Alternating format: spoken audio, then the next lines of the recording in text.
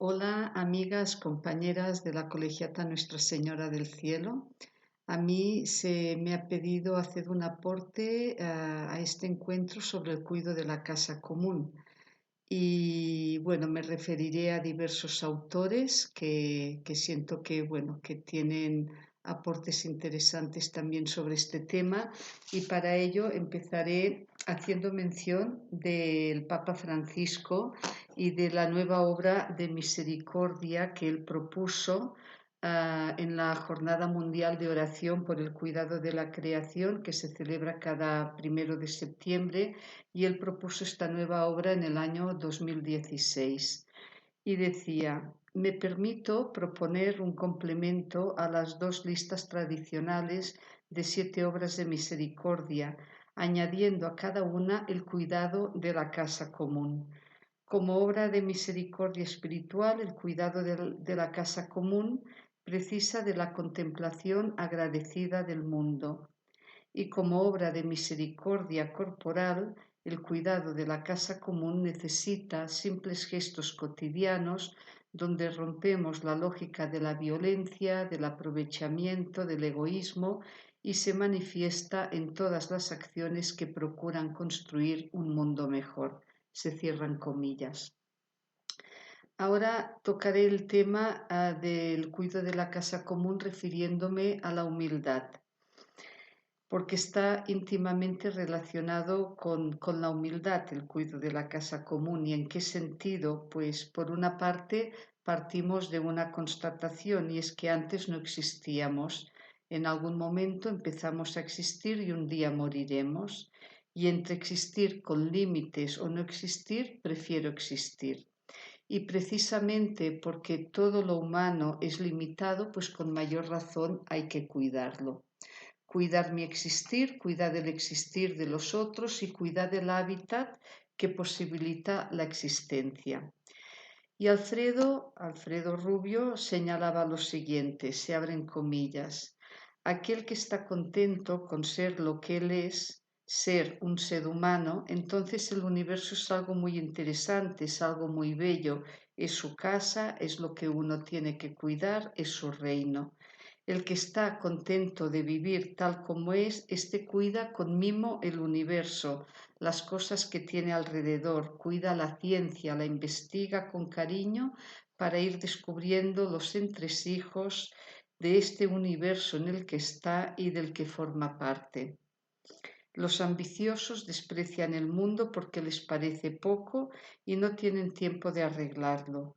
El humilde tiene paz, tiene tiempo y gusta, disfruta, es feliz con el cuidado de las cosas, de las personas y de todo. Se cierran comillas. El cuidado de la creación pues engloba a todos los seres, a todo lo que existe, y también me incluyo yo. Yo también tengo que cuidarme para poder cuidar de los otros, de las cosas, poder cuidar de la vida. Y este cuidarme implica velar también por mi proceso de personalización y de crecimiento hacia la madurez y hacia la plenitud. Es un camino que conlleva muchas luchas interiores y capacidad para ver mi propia realidad. Y también un trabajo, ¿no? Cómo voy trabajando mi ser para humildearlo, cómo detecto mis nudos para irlos desenudando, o sea, los nudos, los miedos, ¿no? Esos miedos que todas y todos tenemos. Darnos cuenta de que no somos dioses y aceptar nuestra contingencia posibilita una convivencia armoniosa. Recuerdo que Juan Miguel en alguna ocasión yo le escuché decir que si los seres humanos no nos sobredimensionamos, todos cabemos. Si creemos que somos más, nos hinchamos, ocupamos más, consumimos más y nos convertimos en verdaderos depredadores del planeta. La soberbia es la causante de los muchos males que aquejan al ser humano y al planeta, a toda la creación. No ocupamos los recursos de la tierra con mesura, sino que los sobreexplotamos buscando la máxima ganancia, que siempre es de unos pocos. Extraemos los recursos de la tierra como quien va a la gasolinera a llenar el depósito de gasolina y nos vamos y nos quedamos tan anchos, ¿no? En cambio, en los pueblos andinos hay un ritual muy interesante que es el pago a la Pachamama, a la Madre Tierra, y es un ritual de agradecimiento en el cual, pues, si antes se hace normalmente, por ejemplo, antes de sembrar o antes de construir una casa, se agradece a la Madre Tierra por lo que nos da. Lo importante para el futuro es buscar el bien de los presentes, de los existentes, pero ¿qué significa y qué conlleva el bien de los presentes? Pues procurar una vida digna para todos, pero sin caer en el consumismo y el materialismo que todo lo degrada y sin hipotecar a las generaciones futuras. Y ahora entraré en otro aspecto que tiene relación con el cuidado de la casa común y que se trata de la ultimidad, porque el cuidado de la casa común implica también situarse en la ultimidad, en la no relación de poder o de dominio, ni conmigo, ni con los demás, ni con las cosas, ni con los animales. Nadie tiene potestad sobre nadie. La ultimidad es hija de la humildad y de la caridad, y el motor de actuación no es el poder, sino que es el amor, el servicio por amor. Y la ultimidad nos sitúa ante la vida en un plano de igualdad y fraternidad con todo lo creado, generando un tipo de relación más armónica y un estilo de vida que se aparta del consumismo voraz y de la ambición por tener más y más. Apuesta por una vida sencilla y más acorde con la naturaleza, y los humanos somos parte de esta naturaleza. ¿Y cómo nos acercamos a ella? ¿Con espíritu depredador o desde el respeto? En este sentido, recuerdo que Alfredo, ya en el año 1989, hablaba de practicar un cierto abelismo. Y os voy a leer lo que él escribió, se abren comillas. Abel, decía, es un símbolo del hombre ecológico, natural, agricultor, etc. Por el contrario, Caín es el que fuerza la naturaleza, no la respeta, persigue a su hermano y todo lo suyo. Es importante este abelismo, decía, en momentos en que la humanidad, por el modo en que se ha desarrollado la industria y la técnica, sus criterios, ideologías y soberbia, están a punto de hacer fenecer a la propia humanidad. Han sido posturas muy cainitas de dominio soberbio de la naturaleza, de no respetar su misterio, de querer destriparlo todo para saber, con lo cual se logra una sabiduría inútil. Las nubes ácidas acaban con los bosques, las contaminaciones matan los peces de mares y ríos, las epidemias acaban con la vida. Realmente es Caín persiguiendo a su hermano. Si no se ve la naturaleza, la vida, como un don, no se respetará su misterio y se la degradará con grave daño para todo, inclusive para los mismos seres humanos. Se cierran comillas. La ultimidad nos hace sentirnos hermanos de todo lo creado y tenemos que revisar cómo tratamos a los demás seres existentes, sean o no de la especie humana. Muchas veces los tratamos con un sentido de superioridad y de dominio, maltratándolos. Queremos dominarlo todo sin límite alguno. Esta no fue la actitud de Francisco de Asís ni de San Buenaventura, que por cierto, en la Laudato Si se cita San Buenaventura, también franciscano, y el cual decía que, se abren comillas, el reflejo de la Trinidad se podía reconocer en la naturaleza cuando ni ese libro era oscuro para el hombre, ni el ojo del hombre se había enturbiado.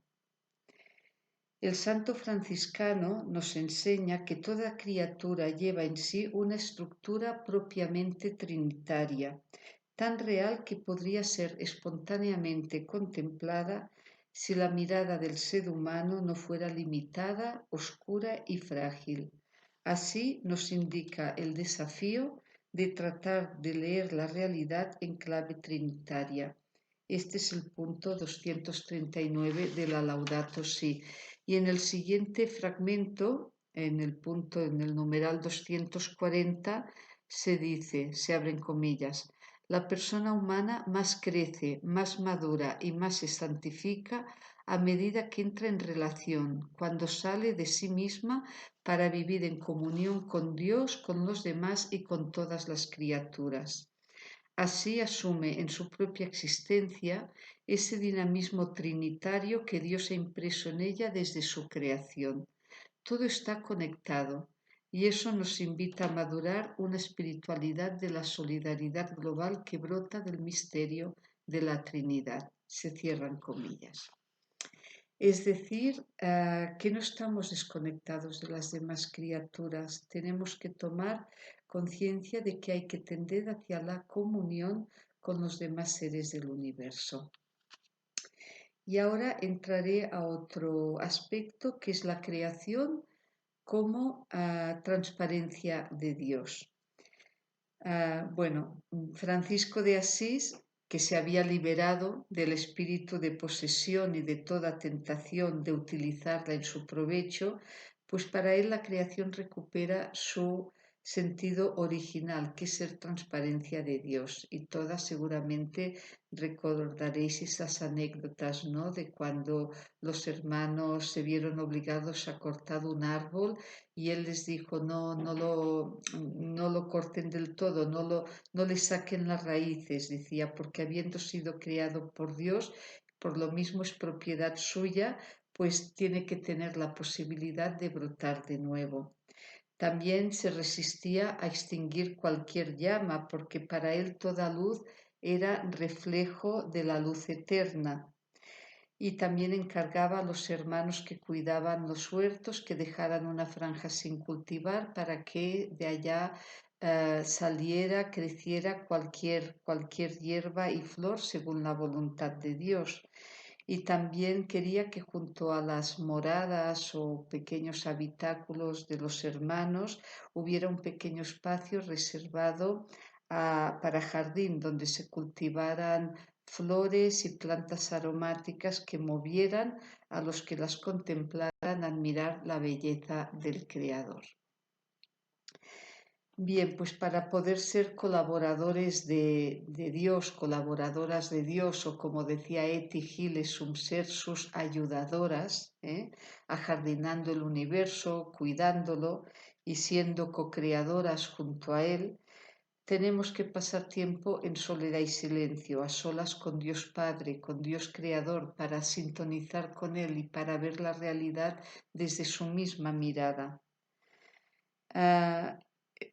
Abro comillas para leeros un fragmento que también es de Alfredo. Él decía que cuando estamos a solas y en silencio con Dios Padre, empezamos a ver la eternidad con unos ojos nuevos, ojos creadores con Dios Creador.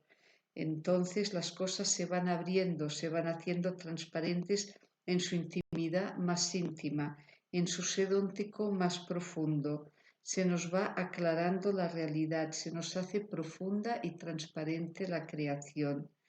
Y solo sintonizando en esta soledad y en este silencio con Dios Padre, es como se nos va a abrir como un libro maravilloso la creación y sólo así es como después podremos tratar con caridad, con amor, con respeto las cosas y las personas. Se cierran comillas. En el capítulo primero del Génesis, versículos 10, leemos que Dios se detiene y contempla la creación, y vio Dios que todo era bueno. Miró, contempló con mirada de amor su obra creadora sin espíritu de posesión ni finalidad alguna. Y José Tolentino Mendoza, que es este teólogo portugués que ha escrito unos libros maravillosos y que es cardenal, dice al respecto, se abren comillas, Dios miraba cada una de las obras de la creación desde su bien. Las cosas eran consideradas en su fundamento no porque tuvieran una finalidad. La obra de Dios solo está completa cuando Dios, como si estuviera separado de su propia obra, la contempla en su bondad original y ve que todo es muy bueno o muy bello. Se cierran comillas. Y si seguimos la lectura del Génesis, dice, entonces la mujer se dio cuenta de lo hermoso que era el árbol, de lo deliciosos que eran sus frutos y lo tentador que era tener aquel conocimiento. Y entonces Tolentino Mendoza señala, es el gran engaño de la visión. Dejamos de mirar la creación en sí misma, y le aplicamos finalidades para las cuales nosotros somos el centro. Y ni siquiera nos damos cuenta de hasta qué punto la pretensión de constituirnos en medida de todas las cosas nos bloquea la mirada. Impresionante.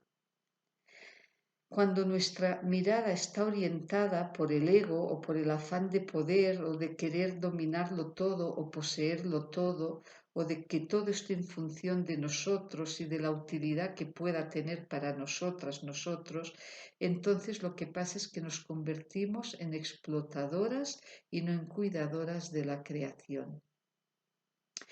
Y esto me lleva a referirme a otro autor que ya muchas de vosotras obviamente conocéis y habréis leído sus obras, que es Teilhard de Chardin, ese jesuita francés, gran filósofo, teólogo, científico, paleontólogo, y su texto de la Misa sobre el mundo, que lo escribió en Ordos, en el desierto de Mongolia, durante una expedición científica en el año 1923, y allá él tiene una especie de experiencia mística, poética, cuando no tenía ni pan ni vino para celebrar la misa, para celebrar la Eucaristía.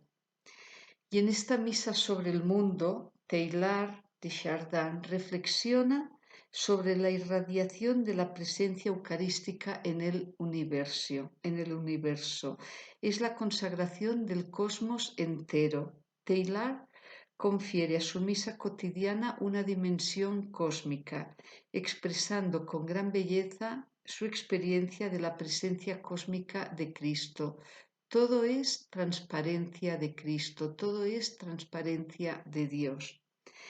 Y Teilhard continuará viviendo hasta su muerte bajo una luz cada vez mayor sumisa sobre el mundo, y en una carta que escribe a un abad, el abad Henry Breuil, dice, se abren comillas, al orar sigo elaborando poco a poco algo mejor mi misa sobre las cosas.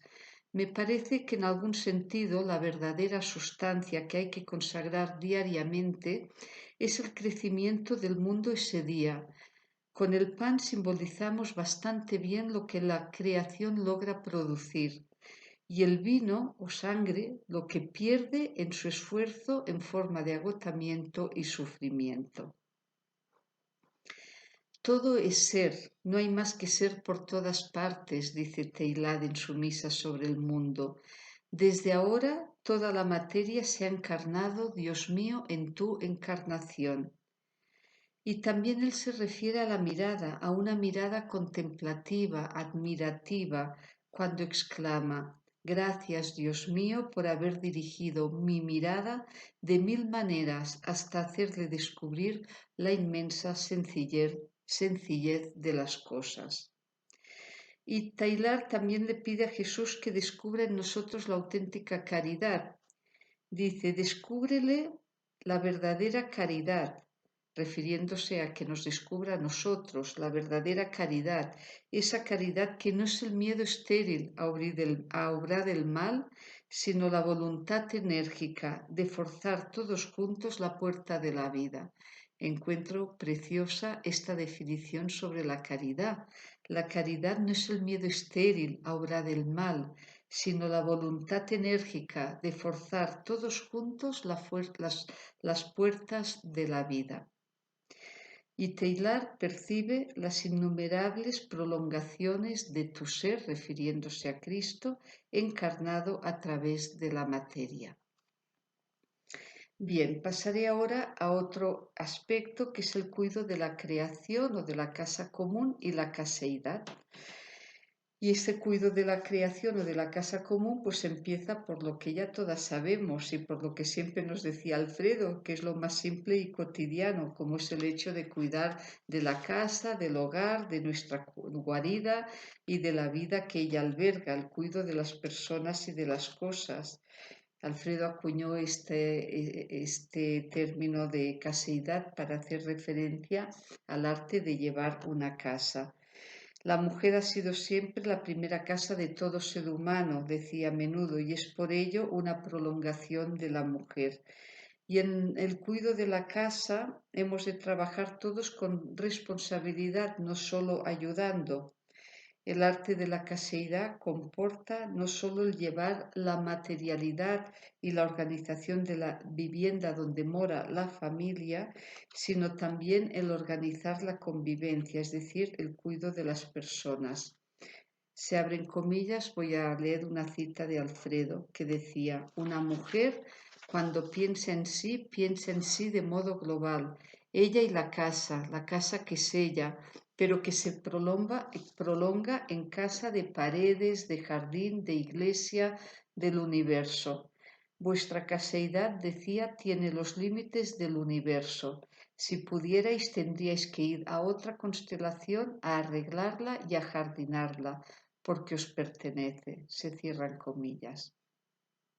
Por tanto, tiene que haber una correspondencia entre la casa que habitamos y nosotras mismas, decía Alfredo, porque si no es como una especie de esquizofrenia. Y se abren de nuevo comillas, Alfredo decía, es hacer como sábado del alma, ¿no? Y, o sea, hacer limpieza del alma. Y yo diría que se interrelacionan. Cuanto más sábado hagáis del alma, decía, cuanto más sábado hagáis en vuestro corazón y vuestra alma, fluirá más fácil y bellamente el hacerlo en vuestra segunda piel. Y a la vez, cuanto más lo hagáis en esta segunda piel, más influirá y será fácil daros cuenta de las telarañas interiores. Se correlacionan las dos cosas porque cada una es espejo de la otra. Lo material es signo de lo espiritual. Se cierran comillas. Es decir, que tiene que haber una coherencia entre nuestra interioridad, entre nuestra vida interior y nuestra exterioridad, entre nuestro espacio interior y el espacio que habitamos.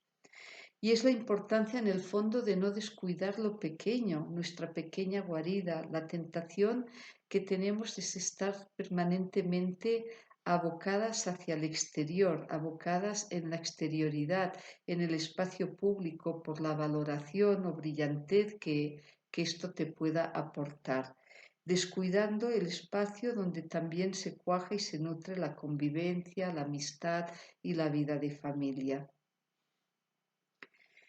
Y ahora entraré a otro aspecto que es el cuidado de la casa común desde el sumac causai. El sumac causai es una palabra quechua referida a las cosmovisiones de los pueblos originarios de América Latina, que desde finales del siglo XX pues es también una propuesta política desarrollada principalmente en Ecuador y en Bolivia, y en donde está contemplada esta cosmovisión en las constituciones de ambos países.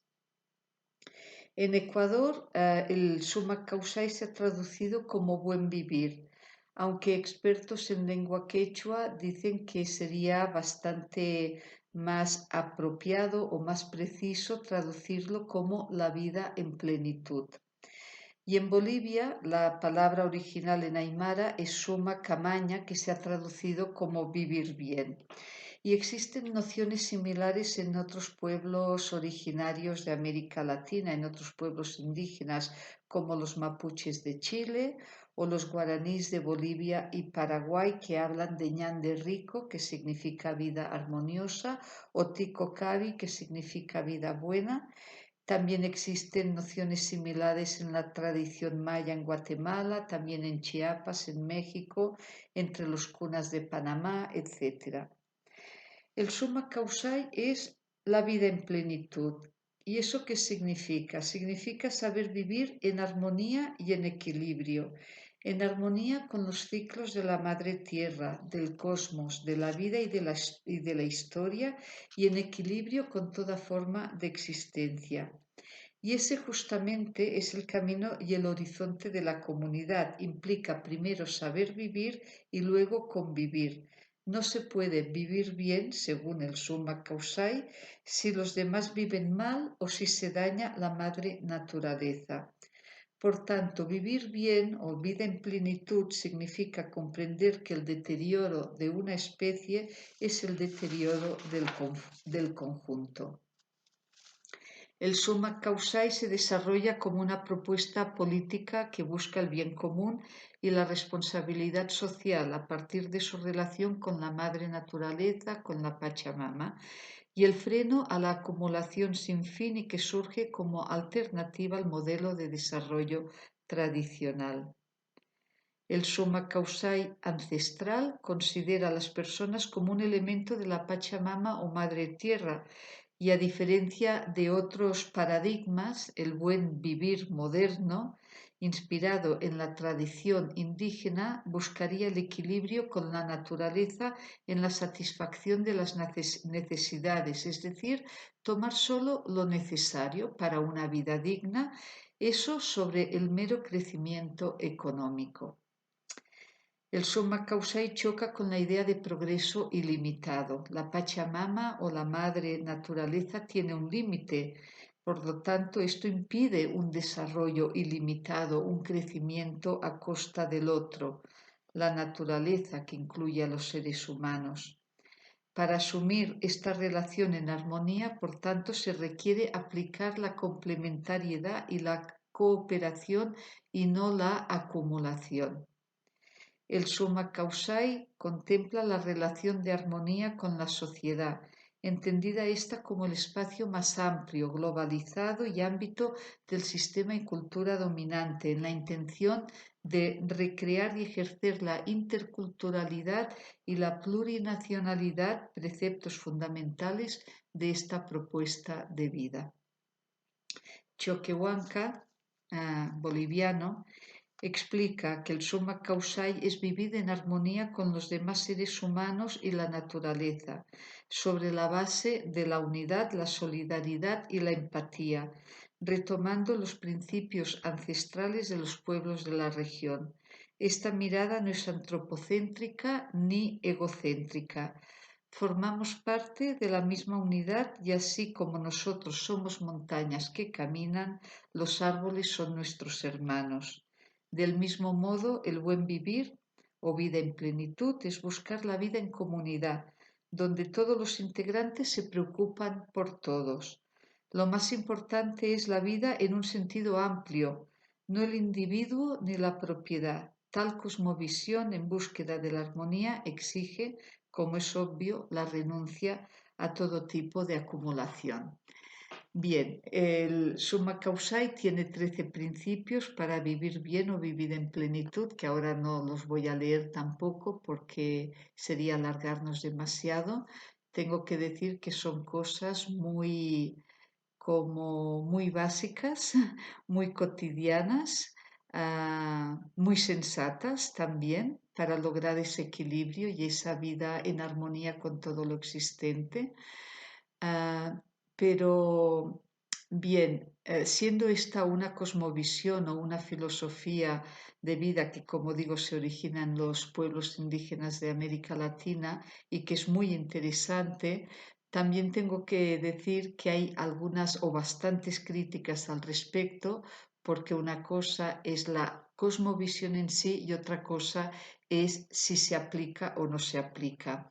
Y en general los políticos de corte más indigenista tienen unos discursos en donde, bueno, se refieren al Summa Causai, pero una cosa es el discurso y después te das cuenta de que en realidad las palabras van por un lado y los hechos van por el otro y no hay una aplicación concreta del Summa Causai, al menos bueno, en muchas figuras políticas que lo ocupan en sus discursos, pero que en realidad no lo aplican en su vida cotidiana.